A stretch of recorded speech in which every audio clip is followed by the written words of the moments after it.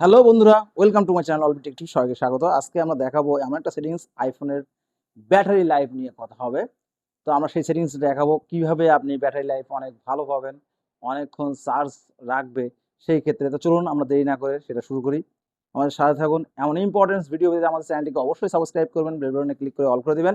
তো চলুন আর দেরি না করে আমরা শুরু করি। প্রথমে আপনারা সেটিংসে যাবেন, দেন এইখান থেকে ডিসপ্লে অ্যান্ড ব্রাইটনেস এটাতে ক্লিক করে আপনারা যদি লাইট মোড থাকে অবশ্যই আপনারা ডার্ক মোড করে দেবেন।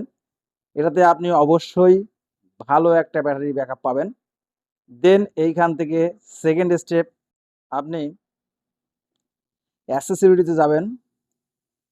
দেন এইখান থেকে ডিসপ্লে অ্যান্ড টেক্সট সাইজে, দেন এইখানে অটো ব্রাইটনেস এটা আপনারা অন করে দিবেন। অন করে দিলে আপনার হবে কি, যখন যেটা আপনার দরকার ডিসপ্লে লাইট তখন সেটা নিয়ে নেবে। এটা করলে আপনাদের ফোন অবশ্যই ব্যাটারি লাইফটা অনেক ভালো থাকবে এবং ব্যাটারি ড্রেন অনেক কম হবে। দেন এইখান থেকে এরপরে আপনারা আরেকটা সেটিংস করে নেবেন, সেটা হলো সেটিংসে যাবেন। দেন এইখান থেকে জেনারেলে যাবেন।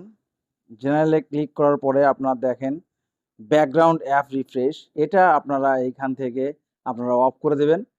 দেন আপনার টোটালি আপনি যে ব্যাকআপটা পাইতেন তার থেকে অনেক ভালো একটা ব্যাকআপ পাবেন আপনারা।